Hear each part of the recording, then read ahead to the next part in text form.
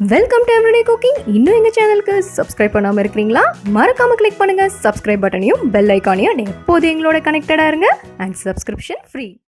இன்றைக்கி நம்ம செய்யலாம் சேமியா புடிங். இது செய்கிறதுக்கு க்ரீமோ கண்டென்ஸ் மில்கோ தேவையில்லை. ஸோ ரொம்ப ஈஸியாக செஞ்சிடலாம். பேனில் கொஞ்சமாக நெய் விடுங்க. 1 டீஸ்பூன் அளவுக்கு நெய். இதில் நம்ம முந்திரி பருப்பை வறுத்தெடுக்க போகிறோம். ஒரு 10லேருந்து 15 முந்திரி பருப்பு.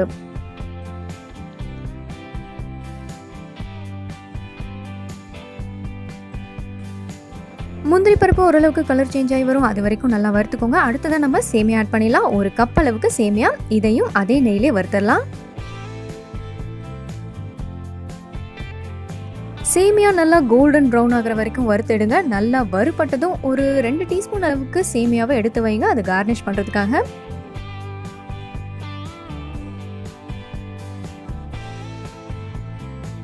சேமியா ஓரளவுக்கு வறுபட்டுருச்சு. இப்போ ஒரு 1/4 கப் அளவுக்கு சுகர் ஆட் பண்ணலாம். அடுத்ததா ஒரு 1/2 டீஸ்பூன் அளவுக்கு வெனிலா எசன்ஸ், 1/2 கப் அளவுக்கு காய்ச்சின பால். இப்போ இந்த சேமியா இந்த பால்ல நல்லா வேகணும். சேமியா நல்லா வேகணும் அண்ட் பாலும் அதே மாதிரி ஃபுல்லா வத்தணும். ஃபர்ஸ்ட் ஒரு மூடி போட்டு 5 நிமிஷம் வேக விடலாம். சேமியா இதுலயே நல்லா வெந்துரும். இப்போ பால் வத்துற வரைக்கும் வெயிட் பண்ணலாம்.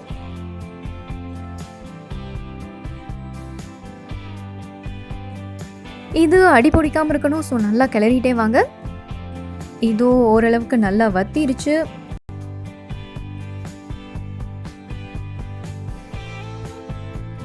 இந்த ஸ்டேஜில் ஸ்டவ் ஆஃப் பண்ணிடலாம். அண்ட் ஒரு பவுல் எடுத்துக்கோங்க. இதில் பட்டரோ இல்லை நெய்யோ தடவிக்கோங்க.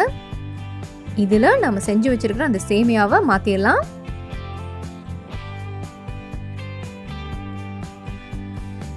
இதை நல்லா ஃப்ளாட்டன் பண்ணி விடுங்க. இது நல்லா ஆறணும். இது ஆறுறதுக்குள்ளே நம்ம கஸ்டர்ட் ரெடி பண்ணிக்கலாம். ஒரு 1.5 டேபிள் ஸ்பூன் அளவுக்கு கஸ்டர்ட் பவுடர் எடுத்துக்கோங்க. இப்போ கொஞ்சமாக தண்ணி விட்டு இதை நல்லா தண்ணியாக கரைச்சிக்கோங்க.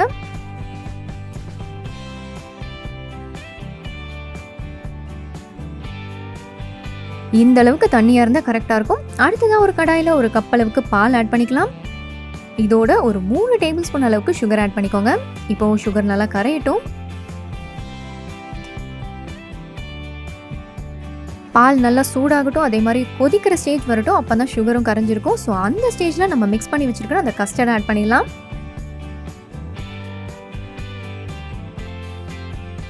நீங்கள் இந்த கஸ்டர்ட் ஆட் பண்ண உடனேவே இது திக்காக ஆரம்பிக்கும். ஸோ லோலேருந்து மீடியம் ஃப்ளேம்லேயே வச்சு நல்லா கிளறிட்டே வாங்க. இதோ சூப்பராக திக்காயிடுச்சு. இந்த ஸ்டேஜில் நான் ஒரு 1/2 கப் அளவுக்கு நறுக்குன மாம்பழம் ஆட் பண்ண போகிறேன். மாம்பழம் இங்கே ஆப்ஷனல் தான். வேறு எந்த ஃப்ரூட்ஸ்னாலும் கூட நீங்கள் ஆட் பண்ணிக்கலாம். இப்போ ஸ்டவ் ஆஃப் பண்ணிவிட்டு இதை நீங்கள் அந்த சேமியா மேலே ஊற்றிடுங்க.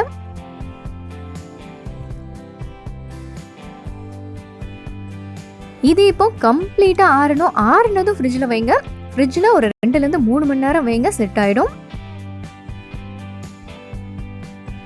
இதோ 2 மணி நேரம் ஆயிடுச்சு. இதை வெளியே எடுத்தாச்சு. இதுக்கு மேலே கொஞ்சமாக டியூட்டி ஃப்ரூட்டி அண்ட் ஏற்கனவே வறுத்து வச்சிருந்தா அந்த சேமியாவே ஆட் பண்ணிக்கலாம்.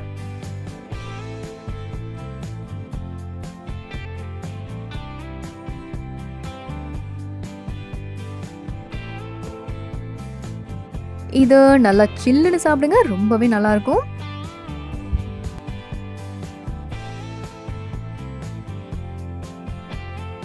வேறொரு இன்ட்ரெஸ்டிங்கான ரெசிபியோட உங்களை சந்திக்கிறோம். எங்கள் வீடியோஸ் எல்லாம் பிடிச்சிருந்தா லைக் பண்ணுங்கள், ஷேர் பண்ணுங்கள், கமெண்ட் பண்ணுங்கள் அண்ட் மறக்காம எங்கள் சேனலுக்கு சப்ஸ்கிரைப் பண்ணுங்கள்.